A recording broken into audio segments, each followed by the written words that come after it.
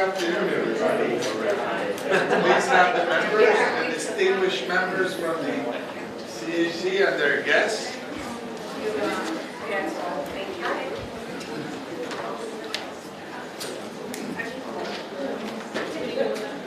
Okay. Thank you. All right, very good. So we have Congress members Levin, Norma Torres, Menendez, Chuy Garcia. Who else?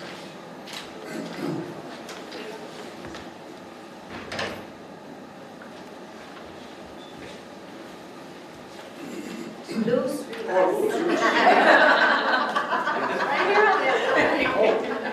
And Soap, I was looking for Soap. Oh, he's He's on his way. Okay. And each of the members have brought to this important day today, tonight, an important American, someone that I think is emblematic of our nation and has a story to tell. So we're very proud of the work that the Congressional Hispanic Caucus has done to highlight those within our district and within the country that I think have an important story to say. So this is an opportunity tonight, the State of the Union, to highlight stories that are critical to the progress of our country. And so our members have worked very hard to make sure that they brought important folks here that have something important to say. Some of us have to dig ourselves out of the snow to get here. Right, Rob? And so the person that I brought here is a young man. This is the first time I met him, and he's really impressed me. I met his family about a year ago in Monterrey, Mexico. Myself, Sylvia Garcia, and Joaquin Castro flew to Monterrey, Mexico to meet that family with 4 children, 4 U.S.-born children, including his little sister, who has a serious health issue. They're in Monterrey because they got deported. But Fernando stayed behind. He's now 18 years old. And Fernando pays all the bills in the house, of his parents' house. Right? He was just going down the list of, so he works from very early on till night. He hasn't seen his little sister, who's very sick, has a cancerous brain tumor, and is in Mexico, nor his father or mother, or his other siblings. Fernando likes to play the trombone. So we spoke about Willie Colon, who unfortunately passed away a few days ago. We even saw one of his songs as he played the trombone, and we were talking about how difficult it is to play that instrument. It requires real perfection. And he wants to go to college, but his family is not here. So they're separated. And he hasn't seen his family for over a year. And this weekend, when I saw everything that was occurring in Mexico, the violence, I thought about his family. I said, I'm glad that I invited him because I want to make sure they're okay. His father is driving a truck in Mexico, so he's also concerned with that situation. And I think that he's one of 6 children, and he's now an adult. So a young adult, because he has to fence off for himself. And Sarah is his little sister who's ill.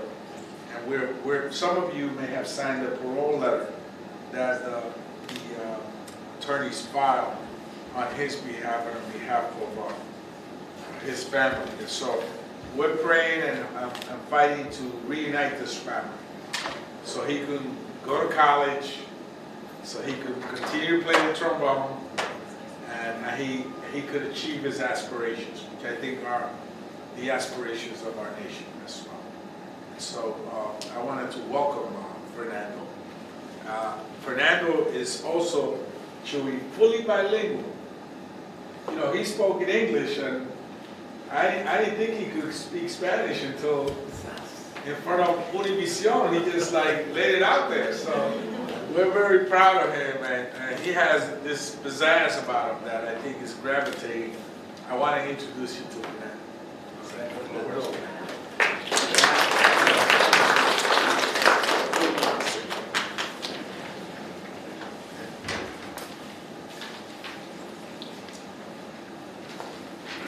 Thank you, Chairman Espillat, for the honor of being your guest today.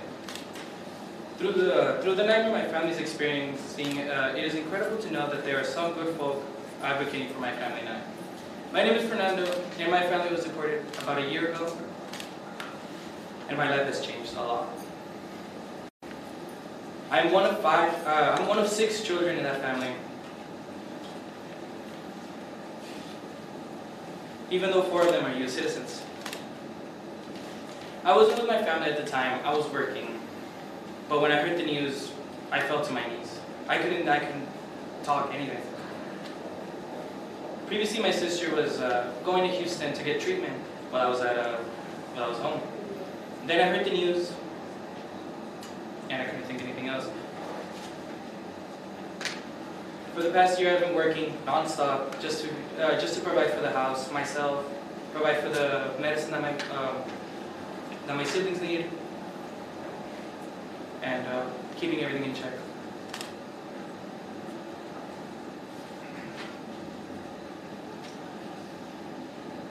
The situation is a nightmare that I can't wake up from.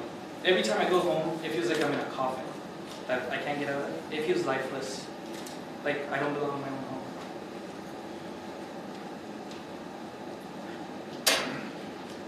And all I need is just my family to come back. I'm 18. I still need to go to college. I can't really get a good job without it.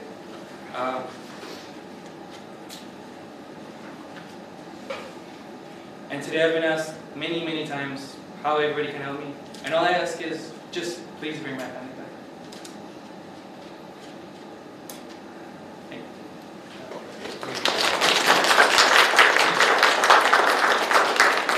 Come on, give it up for Fernando.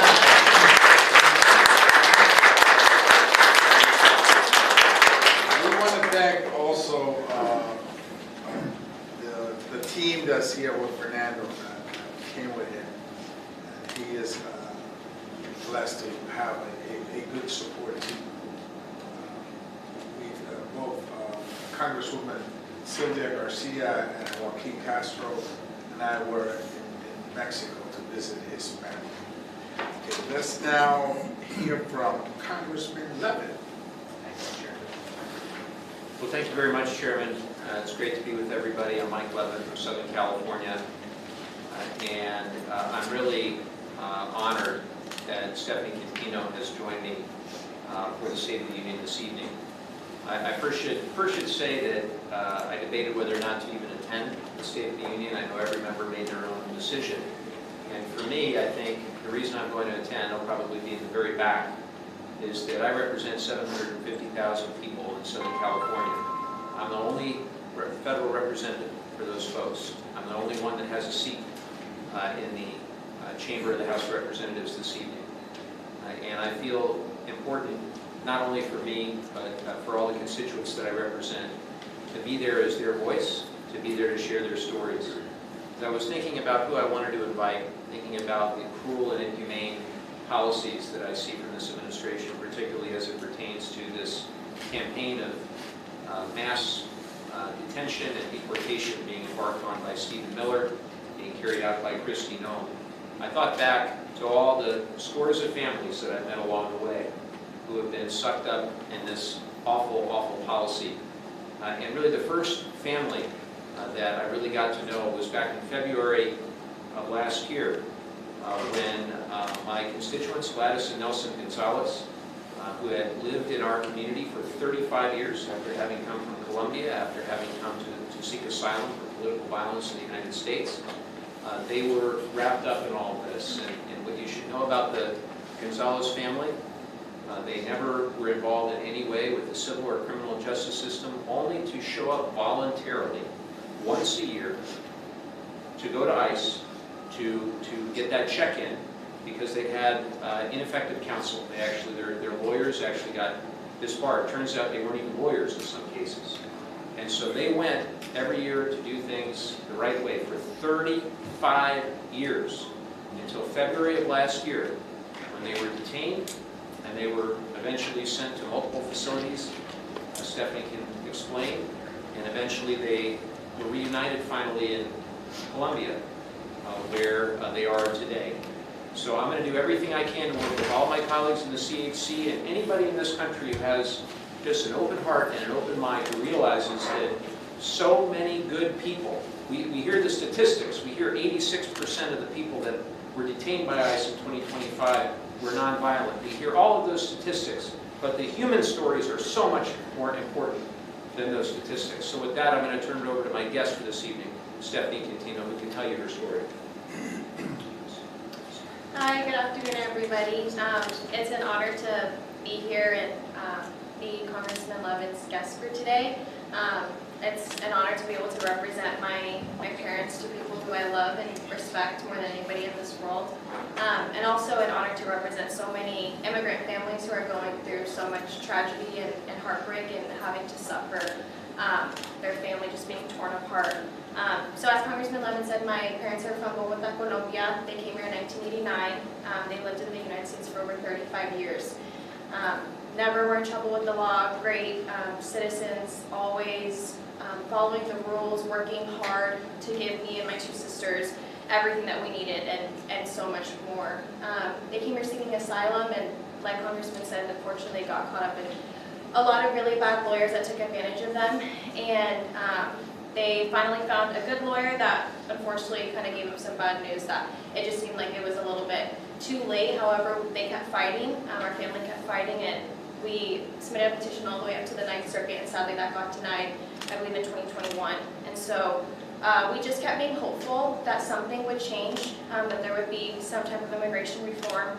And they kept going to their check-ins year after year, never hiding, always showing that they were doing the right thing and following the law. And it wasn't until last year, in February 16th of last year, that they went to their annual check-in as they always do. And I was at work, and I'll never forget the call that I got while I was at work, that they weren't going to come back. My mom actually called me first and told me that they actually gave her another year. They said, come back in a year. And then when my dad went in, because they went in separately, they told him that they made a mistake and that his wife had to come back in, my mom, and that they made a mistake giving her that extra year, that they both were not going to leave. And so I was very confused. I frantically left work. And I had one conversation with my dad where he just told me that they weren't going to let them go and they weren't going to come home. And so after that, they got separated. They were put in handcuffs and shackles and taken to 3 different detention centers over the span of 3 weeks in Arizona, 2 locations in California, and also Louisiana, before they were then deported to Colombia. And so it would have been easier if they could just self-deport. I mean, they told them, can we just leave on, with our own respect and dignity, and they said no and kept transporting them to different detention centers. And so here I am a year later, thankful that my parents are safe in Colombia, but continuing to use my voice to share our story, because it's important that it's heard, and it's important for people to know that so many families are going through something similar and it's not okay.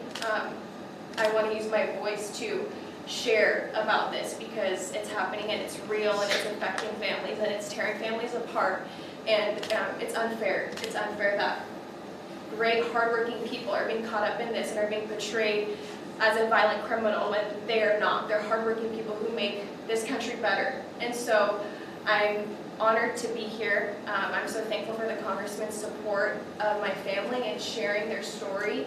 And I just hope that I can continue to use my voice to not only represent my parents, but also so many other families that are going through something similar. So thank you for this opportunity.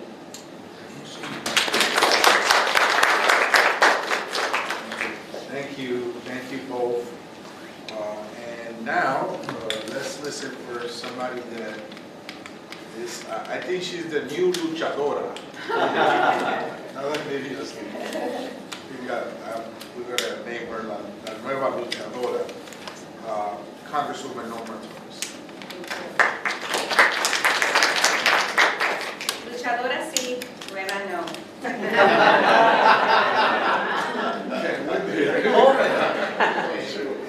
So tonight, there will be a speech. It will be orchestrated speech with applause, with self-congratulations, propaganda. But we aren't here for the theater, right? We're not here for the theater. The real state of the union is nothing but a crime scene. Masked, heavily armed agents are snatching people off of our streets. Workers, mothers, fathers, our neighbors. Our communities are being flooded with tactical gear and pepper spray. Meanwhile, billions of your taxpayers' dollars are being looted from schools, from hospitals, to fund, hear me, cages. They are funding cages and private contracts. This is not public safety. This is a domestic occupation designed to make our families fear them. We must be blunt about what is happening. We are being terrorized because a narcissist president cannot accept the results of the 2020 election. This isn't just policy. It is a personal vendetta. The same man we see, whose name is littered throughout the Epstein files, is now using the federal government, DOJ, ICE, to punish the country for his own humiliation, his own shame.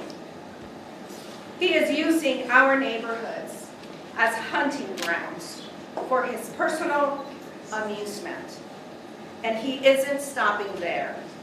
He has announced a plan to nationalize our elections and replace local boards with federal election police. The same masked men snatching your neighbors are the same forces he wants standing over our ballot box, all to ensure that he never faces another loss. While he funds with our taxpayers' dollars his elite corporate friends, your family is being crushed.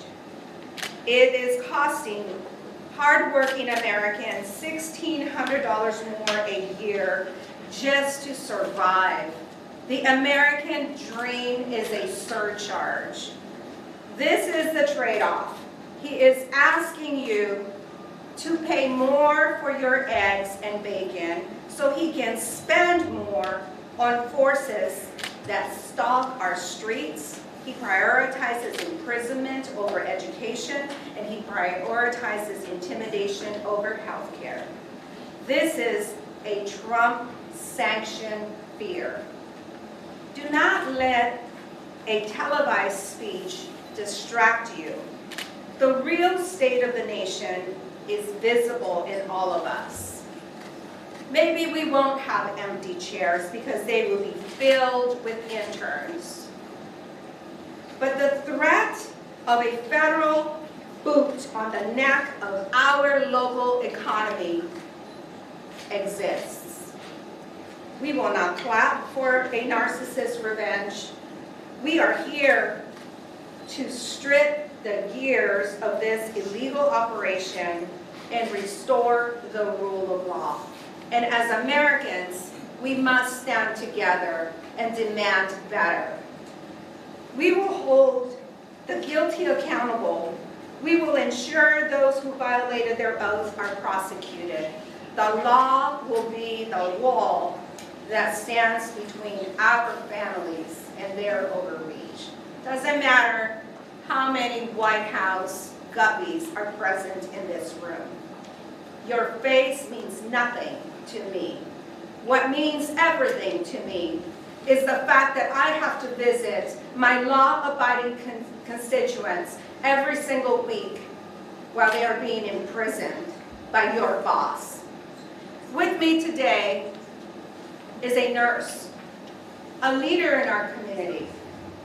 She's not just a nurse, she's an organizer, a union member, who is fighting for the rights of her sick patients. She's a Kaiser nurse. I want to introduce all of you to my guests tonight. Linda, where are you? Thank you, Linda, for being here and for all that you do. You make me proud to be an American. Thank you so much for having me. Good afternoon. My name is Linda Hippolyte, and I am proudly representing 40,000 healthcare professionals through UNAC UHCP. Before this role, I spent over a decade as a bedside nurse, caring for patients in critical moments, supporting recovery, treating serious illnesses, and comforting families during their hardest moments of their lives.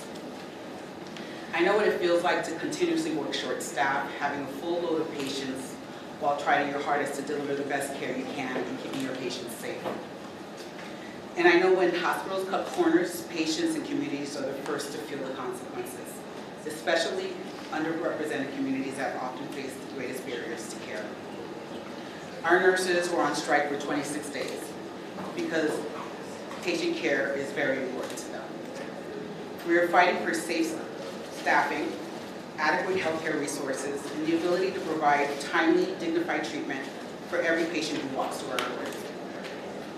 When there are cuts, units get understaffed and nurses are stretched too thin. Patients wait longer for care, treatments are delayed, and necessary medications aren't prescribed. This leads to increased hospitalizations, people get sicker. These are not abstract debates, these are real lives. These nurses went weeks without a paycheck. They sacrificed with their families, and they really care about what healthcare means to them because they feel that it is a human right. They believe that every patient should have access to quality healthcare, and no patient should have to wait for necessary care. Healthcare workers should have a voice when it comes to decisions that impact the bedside. They should not be ignored, since they are the ones that are actually providing the care. Congressional leadership matters. Lawmakers who listen to frontline workers and prioritize safe and equitable health care, especially for communities that have been historically underrepresented, can make real change. When nurses are heard, patients receive better care. And when Congress acts with courage and vision, we can build a health care system that can truly care for everyone now and in the future.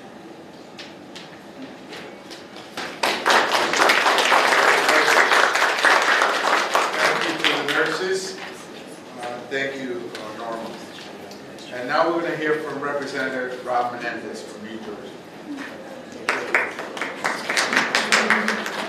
Thank you, Chairman. Thank you all for being here. I represent New Jersey State Congressional District. It's a Hispanic majority district, and over 40% of the people that live there were born outside the country. So the last 13 plus months have been extremely difficult for our community. We've seen this every day with our district team, who regularly handles a variety of complex immigration cases for those who call the district home. But last year, there was one case that caught all of our attention, just given the gravity of it and the nature of it. It was for a constituent named Adriana. And Adriana come here from Colombia after experiencing horrific things in her country of origin in Colombia, things that no individual should ever have to experience. And she came here because of the promise of America. The Convention Against Torture gave her protected status here. And she started life here. And that life was interrupted when she was removed from her home, taken to Texas, and repeatedly attempted to be removed to a country she had no ties to. Thankfully for Adriana, She has an incredible family, incredible advocate, and that's who my guest tonight at the State of the Union will be. Monica Isabel Van Housen is Adriana's niece.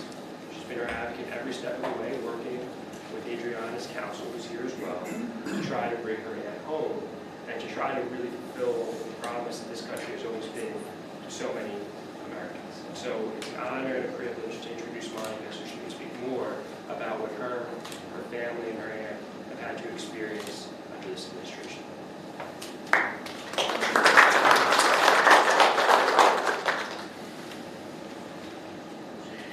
Good afternoon. My name is Monica Van Housen, and I'm speaking about my aunt Adriana. She is a CAT grantee who remains detained by ICE in El Paso, Texas. Despite ICE confirming 3 times that they cannot deport her to any other country, they've tried 8 countries, 8+ countries, and they've all denied her. While detained, my aunt's health has severely declined.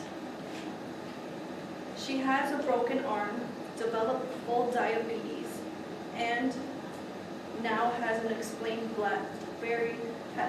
an unexplained black spots on her body. We are awaiting a federal judge's decision on her habeas case, but regardless of the outcome, there is no justification for continued inhumane treatment. People who have already won protection should not be subjected to prolonged imprisonment, and especially in the conditions that my aunt is in. This is not justice, and it's not necessary. This is inhumane. And in times like these, I want to thank Lauren O'Neill, my aunt's attorney, and Congressman Menendez, because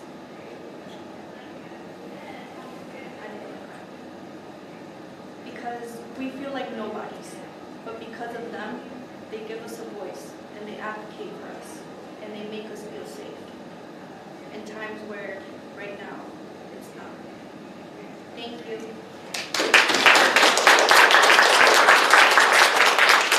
Thank you for those words. And now let's hear from Congressman Chuy Garcia.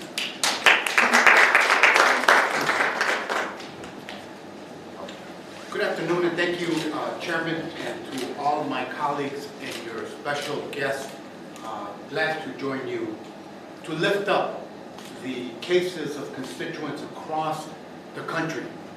It's been 1 year, and of course, Donald Trump's presidency has failed the American people. Instead of lowering costs and making life better for working families, House Republicans have chosen to protect billionaires and to fund violence against our communities. The real state of the union, from the economy to healthcare to immigration enforcement, is a disaster. Families everywhere are struggling. In Chicago, grocery prices have risen by double digits. This past year, families in my district paid over $1,700 more for everyday needs because of the Trump policies, including tariffs.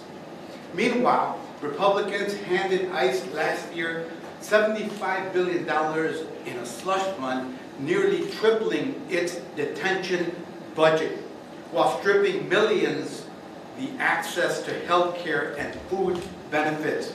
Taxpayer dollars should improve lives, not fund violence and terror.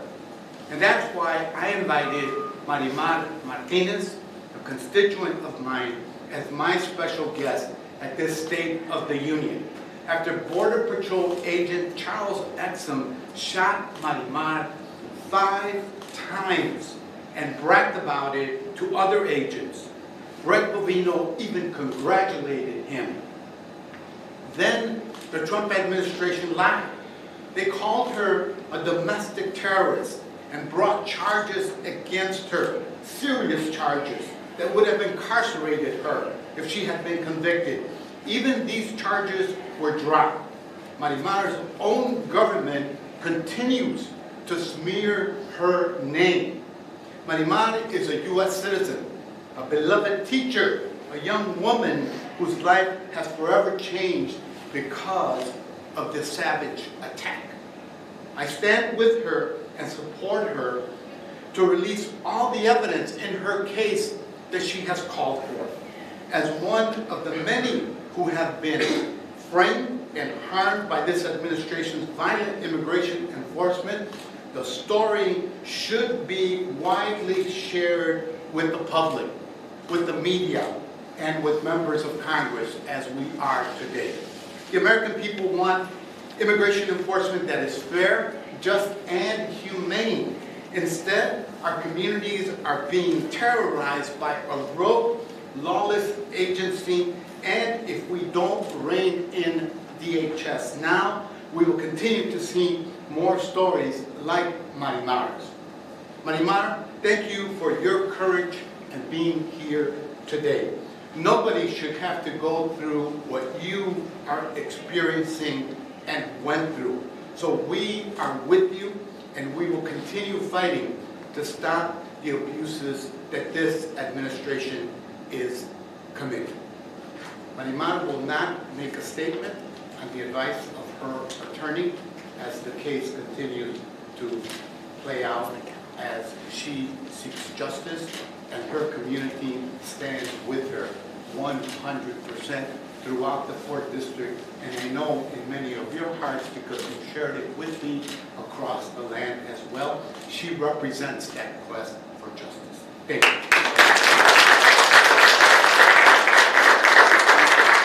Thank you, Marimar, for your courage, for being here. Thank you, Chewy, for inviting her tonight. Now we're going to hear from the great state of Florida, Congressman Soto.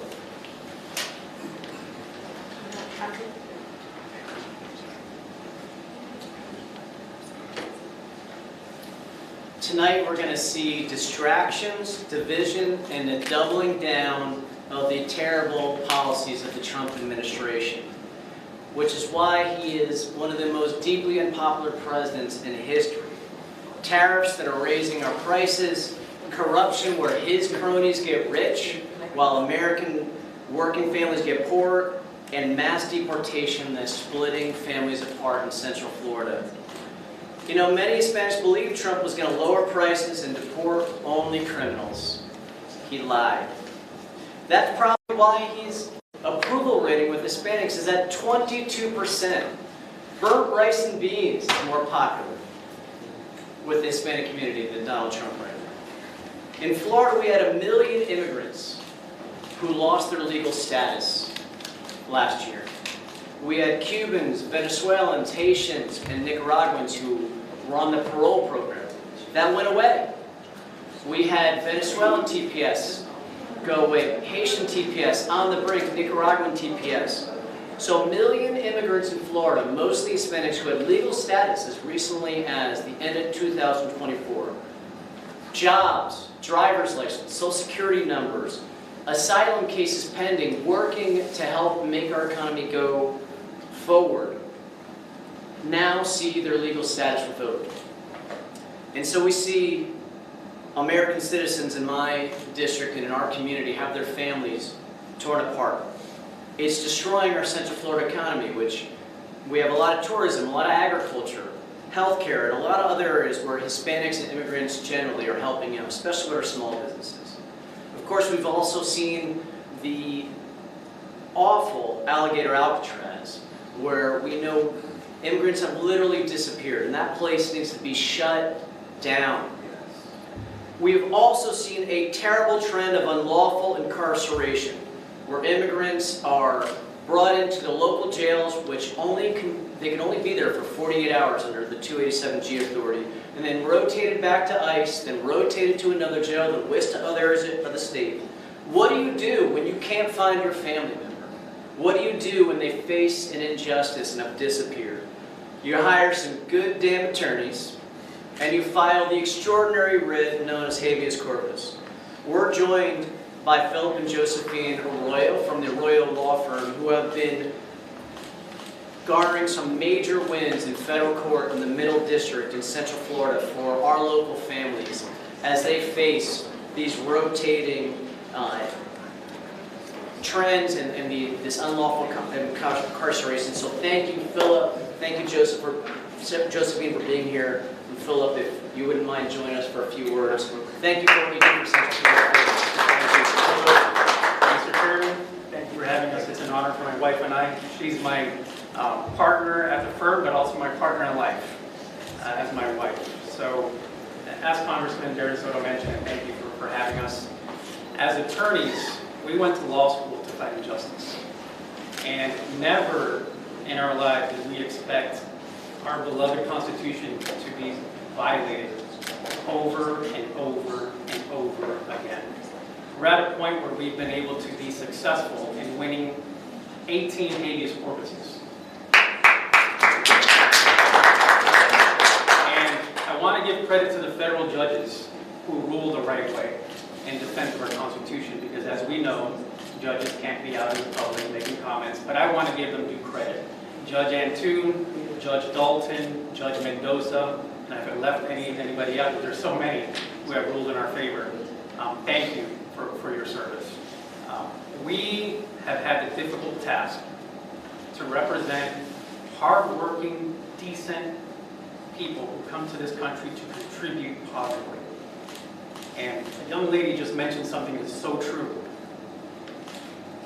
They want to paint us all as criminals, but what we see in the courtroom and at the jails is over 90 to 95% are hardworking, decent people who have an asylum process here, are here lawfully, and they want to incriminate them and imprison them. But thankfully, as Darren Soto said, as Congressman said, we have that writ of habeas corpus. And I don't want to bore you guys with legalese, but this is a writ that's been in existence for over 800 years. It's kept kings in check. And thankfully, federal judges are that last frontier to keep this administration in check, which in my opinion is one of the most unethical Department of Justices I have seen in my entire life. And I started here as an intern, and I have never seen a Department of Justice like the one we're seeing here today. And I'm going to leave it to my wife, but the last thing I want to say is we see the opposite side, U.S. attorneys, trying to make the best argument possible, but knowing very well deep down inside that it just can't be defended, or the arguments they're making. But thankfully, the courts are doing the right thing. Members of Congress like Congressman Soto, Mr. Chairman, it's very important for all the work that you guys do, and thank you very much. And I'll keep it brief because I know we're running out of time, and I just want to echo what he said. We took oaths as attorney to defend our Constitution, and we will continue to fight for our Constitution and protect the rights of all people, not just U.S. citizens, and continue to be the voice of the voiceless. As a Latina, I have never had a prouder moment in my life. It has been the most difficult 2 months of our entire career. We are extremely overwhelmed. We cannot believe what is happening in this country at this moment. But no matter how hard, how many obstacles they place in our way, we will continue to fight. And I ask everyone to do the same, because it's going to take a village for us to continue to defend this country and our Constitution. And I thank you all so much. And thank you, Congressman Soto. Thank you, Jessica. Thank you. And now, unfortunately, Representative Teresa Ledger Fernandez could not be with us today. So I would introduce her guest. I have the privilege of introducing her guest. Her name is Carmen Pacheco Munoz. She's the interim CEO of La Casa Family Health Center in rural eastern New Mexico, where she has spent 36 years expanding access to quality health care for families. She sees families struggling on a daily basis. She sees how bad it has gotten. She's never heard anyone say the affordability crisis is a hoax. And she knows that President Trump's more than $1 trillion health care cut to pay for giveaways to the richest Americans and to the wealthiest corporations would only make things worse. So we want to welcome Carmen Pacheco Munoz.